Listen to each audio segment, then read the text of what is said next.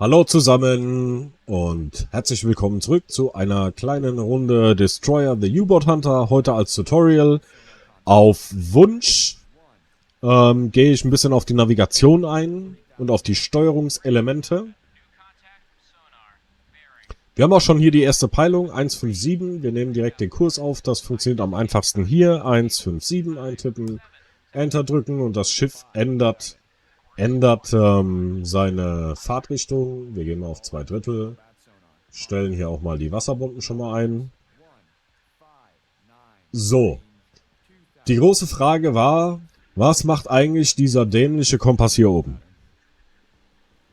Erst einmal, wenn ihr ein Spiel startet, egal welche Schwierigkeitsstufe, ist das Spiel eingestellt auf die absolute Peilung. Die absolute Peilung bedeutet, der Norden ist tatsächlich immer im Norden. Ich gehe mal kurz hier in die taktische Ansicht. Der Norden ist immer im Norden. Hier ist der Nullpunkt. Hier ist der Süden mit 180 Grad. Hier ist der Westen mit 270 Grad. Und hier ist 90 Grad im Osten. So, egal wo eure Schiffsspitze sich befindet, euer Radar, euer Sonar, euer Ausguck wird euch, wenn er ein U-Boot entdeckt hat, immer sagen, in der absoluten Peilung fährt das U-Boot hier, in dem Fall 161. Ihr könnt das hier eintippen und das Schiff dreht sich in diese Richtung.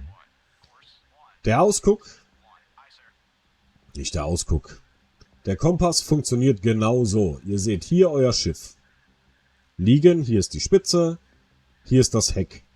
Diese drei Striche sind euer Norden. Ja, also das, was in der zentralen Ansicht hier oben ist in dieser Ansicht unten, was ja relativ klar ist, denn wir bewegen uns, wenn ich hier gucke, nach unten. Hier wären die drei Striche im Kompass. So. Dann habt ihr hier Target Bearing. Das ist das U-Boot, das ihr in dem Moment anpeilt. 163 in dem Fall. Und wenn man diesem Kurs folgt, dann werdet ihr sehen, dass dieses Target Bearing, ich ändere jetzt mal den Kurs, 165 ein bisschen, dass sich das hier bewegt und das Target Bearing dreht sich mit. Und dann könnt ihr ungefähr abschätzen, fahre ich überhaupt in die richtige Richtung. Also hier steht Target Bearing, in der Mitte ist so schwer zu erkennen, eine Raute, das soll genau die Peilung anzeigen. Und dann könnt ihr sehen, hier Schiffsspitze zeigt in Richtung Peilung. Das heißt, ich fahre auf jeden Fall schon mal in die richtige Richtung. 164, 1600 Yards Entfernung. 165, okay. Das heißt, ich bin ja noch ein bisschen von ihm weg. Wir werden uns irgendwo bei 167, 168 treffen. Also gebe ich den Kurs schon jetzt an, damit ich ihn auch auf jeden Fall erwische. Wir gehen hier mal ein bisschen näher ran. So, da haben wir ihn. Wir fahren genau aufeinander zu. Das ist gut. 166. Bei 167 werden wir uns treffen. Das ist rechts von uns. Das hat man eben hier gesehen. Das U-Boot ist rechts von uns. Na, hier, rechts. Der Pfeil zeigt nach rechts, also es ist rechts von uns. Wir gehen ins Tier R, stellen hier unsere Parallelität her. Ja, das ist nicht parallel. Das ist parallel. So, 169, wir korrigieren den Kurs wieder leicht. 169, wir wollen ja dranbleiben. 800 Yards. Wir gehen auf Standard, damit wir schneller rankommen. Prüfen immer wieder die parallele Lage. So. 172. 172. Parallel. Jetzt wandert die Linie hier oben ein bisschen. Da muss man aufpassen. So, das ist parallel.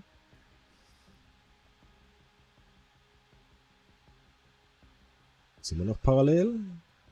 So ist parallel. Hier oben, es zählen immer die letzten Balken. Das da unten zählt nicht mehr. So, und dann haben wir es nämlich gleich geschafft. 100 Yards. Und dann können wir, der dreht ab, das heißt, wir werden ihn nicht erwischen, aber wir können werfen. In der Hoffnung, dass wir ihn treffen. So. Wenn ihr das Spiel so startet, wie gesagt, ist eingestellt die tatsächliche Lage. Die tatsächliche Lage bezieht sich sowohl hier in der Zentrale, als auch auf der Brücke, als auch im DSC, im DRT, im Radar, ist immer alles gleich. Hier seht ihr 00, hier seht ihr 180, 270 und 90. Das bleibt also immer gleich. So, es gibt aber hier im Sonar, in der normalen Sonaransicht, wir bleiben mal hier. Die Möglichkeit, auf die relative Peilung umzustellen. Die relative Peilung ist tatsächlich die Peilung, die früher auch in der Navigation, beziehungsweise heute noch in der Schiffsnavigation benutzt wird. Die stellt eine ganz, ganz große Herausforderung in diesem Spiel dar. Warum ist das so? Also wenn ihr es extra schwer haben wollt, wenn wir das hier umstellen, seht ihr, hoppala, da hupst ja auch das Sonar hupst um. Warum hupst das jetzt das Sonar um?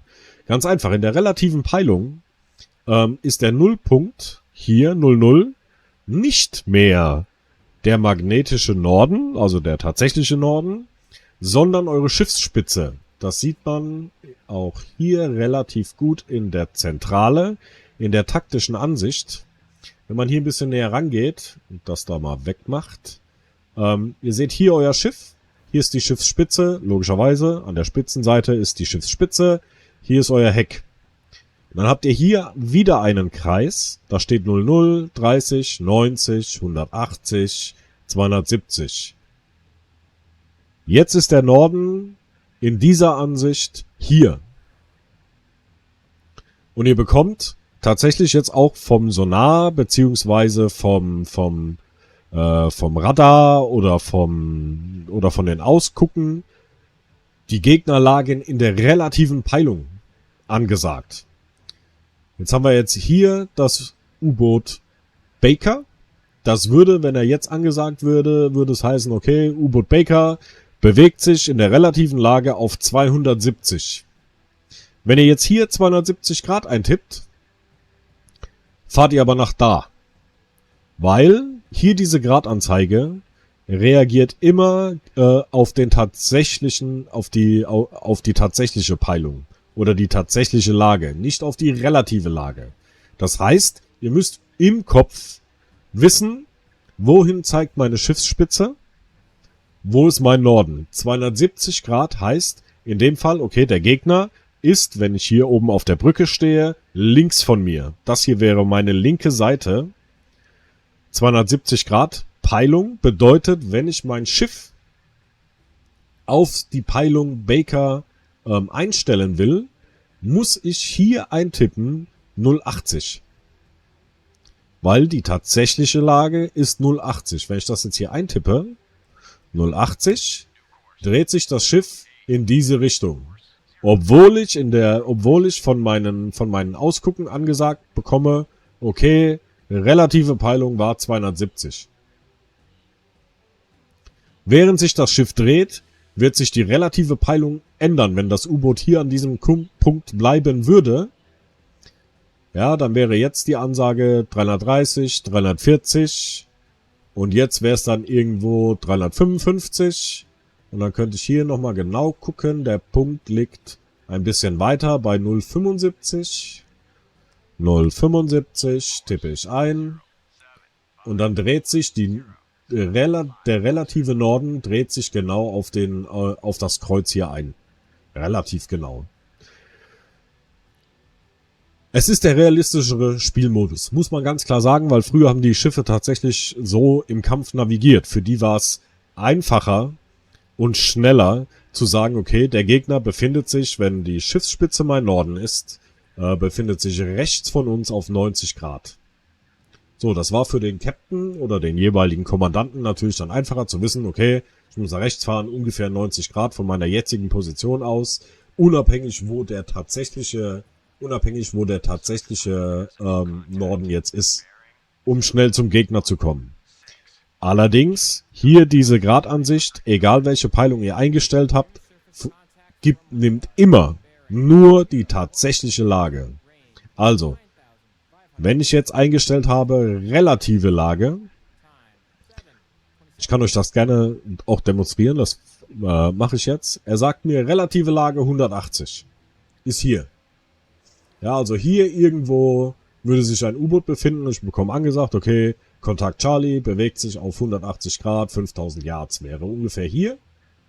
Hier, 50 ist hier. Wäre mein Gegner also hier. Und ich würde jetzt eintippen, 180. Passiert Folgendes. Das Schiff dreht sich und dreht sich und dreht sich. Allerdings nicht hierhin mit der Schiffsspitze, sondern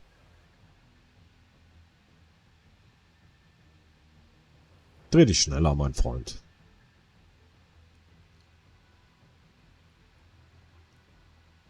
Dreh dich schneller, dreh dich schneller, dreh dich schneller.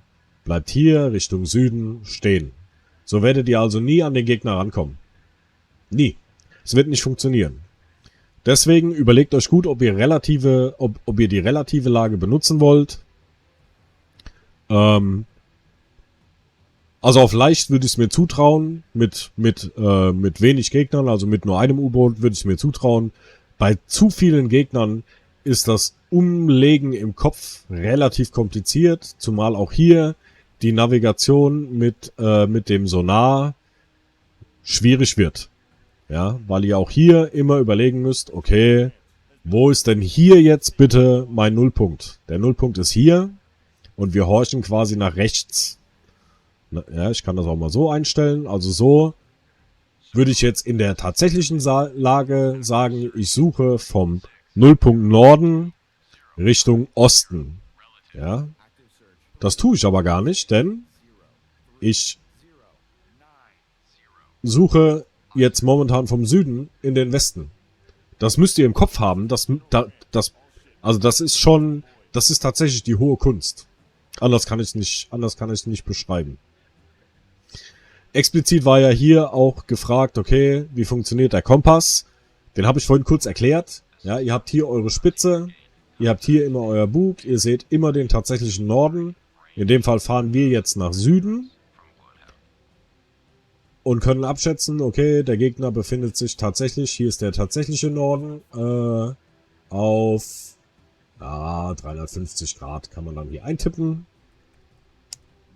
Ob ihr in dieser Ansicht spielen wollt, bleibt euch überlassen. Punkt. Bleibt euch überlassen. Warum? Ich kann die Ansicht einfach nicht empfehlen. Ich kann sie nicht empfehlen. Ihr seht nichts. Nichts. Ja, durch diese kleinen Bullaugen sieht man nichts. Und es besteht immer die Gefahr, dass ihr viel zu spät erkennt, wie weit oder wie nah bin ich an meinem Konvoi, der jetzt gerade hier hinten ist. Jetzt haben wir nämlich schon wieder das Problem. Aufpassen, 340 Grad ist relative Lage. Relative Lage 340 Grad.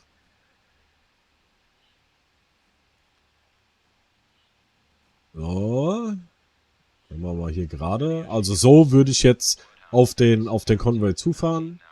In der Brückenansicht sehe ich den gar nicht. Ich sehe nicht, dass da mein Konvoi ist. In der Außenansicht sehe ich es schon. Also das ist eine relativ schwere Art, über die Brückenansicht zu fahren. Kann man machen, wenn man will. Ja, ich kann es aber nicht empfehlen. So, Punkt. Habe ich was vergessen? Habe ich was zur Navigation vergessen? Also ich habe euch erklärt die tatsächliche Lage, ich habe euch die relative Lage erklärt, ich habe euch den Kompass erklärt. Das war ja der große Wunsch, den Kompass zu erklären. Die Rudereinstellungen. Ich finde es am einfachsten, hier den Kurs einzugeben, den tatsächlichen Lagekurs hier einzugeben. Man kann natürlich auch hier manuell navigieren, das ist ein schönes Gimmick. Es macht es aber bei relativ vielen Gegnern extrem schwierig. Wer das möchte, kann das gerne machen. Ich kann es nicht empfehlen. Punkt. So. Kann ich nicht. Warum kann ich es nicht? Weil ich, wer meine Let's Plays gesehen hat, in großer Rudelgröße auf realistisch regelmäßig in die Überforderung komme, weil einfach zu viele U-Boote um mich rum sind. Und ich dann darauf achten muss, okay, hier ist die Ansage, was sagt der mir jetzt relativ oder nicht, wo ist meine Spitze? Und wenn ich dann noch hier manuell anfange, das Ding, meine Rudereinstellungen vorzunehmen, dann bin ich, glaube ich, tatsächlich Vollprofi, was ich nicht bin. Gibt's noch was zu sagen, was wichtig ist zur Navigation? Ja, gibt es, habe ich jetzt vergessen. Wenn wir ins DRT gehen, was ist das DRT? Mach das mal ein bisschen größer, dann kann man das sehen. Das DRT plottet euren Kurs. Ja, also wir fahren jetzt, das hier ist wieder der tatsächliche Kreis. Ja, wir fahren jetzt Richtung 350, was ich eingestellt habe. Dann kann ich jetzt hier eingeben, wir fahren jetzt einfach mal Richtung 090. So, und jetzt werdet ihr sehen, die Linie ändert sich. Die Linie ändert sich, das Schiff dreht sich hier rüber. So, hier könnt ihr auch ungefähr abschätzen, wie bewege ich mich denn gerade, wo fahre ich denn lang. Ja, und ihr seht auch, dass die Kurvenfahrten relativ groß sind. Ihr könnt die ein bisschen verkleinern, wenn ihr langsamer werdet. Dann dreht sich das Schiff schneller. Ja, ich kann jetzt hier mal eingeben, 180. So. Dann sind die Kurvenfahrten deutlich langsamer. Man kann jetzt hier wieder schneller werden. Wenn ihr hier während einer Drehung, während einer Bewegung des Schiffes, wenn ihr eine schnelle Kurve braucht, spielt ein bisschen mit der Geschwindigkeit, schneller, langsamer, dann seht ihr, dann bekommt ihr statt so einem großen Bogen einen kleineren Bogen hin. Zwar nicht viel, aber es ist tatsächlich so. Was kann man hier machen? Ihr könnt hier eure Peilungen manuell eintragen. Kann man machen, wenn man will. Muss man aber nicht. Es gibt hier nämlich den OSC-Projektor. Der zeigt auch wieder hier eure relative Lage und die tatsächliche Lage an und eure Sonarkontakte. Ja, wir haben hier also einen Sonarkontakt gehabt und ihr seht hier anhand dieser Linie, wohin euer Sonar gerade horcht. So, wenn ihr jetzt die Punkte verfolgt, ihr habt hier den Punkt 20, 21, 21, 21, 22. Ja, dann ist die Wahrscheinlichkeit, dass die nächste Peilung irgendwo hier kommt, relativ groß. Das heißt, ihr wisst schon, okay, das U-Boot fährt von hier ungefähr in diese Richtung. Meine Schiffsspitze zeigt hier runter. Das ist doof. Ja, meine Schiffsspitze müsste irgendwo hier bei 130 relativ, beziehungsweise 310 tatsächlich Peilung liegen, damit ich dem U-Boot überhaupt hinterherkomme. Das hilft auch, aber auch das ist eine Ansicht, die ich relativ wenig benutze. So, Punkt. Muss ich einfach so sagen.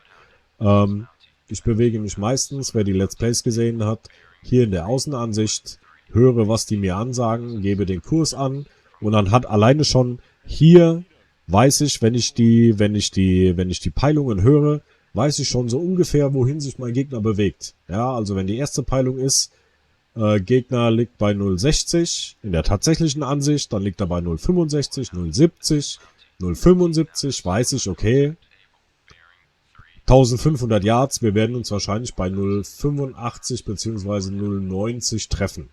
Also gebe ich schon mal den Kurs an, der den kürzesten Weg zu meinem Ziel hat.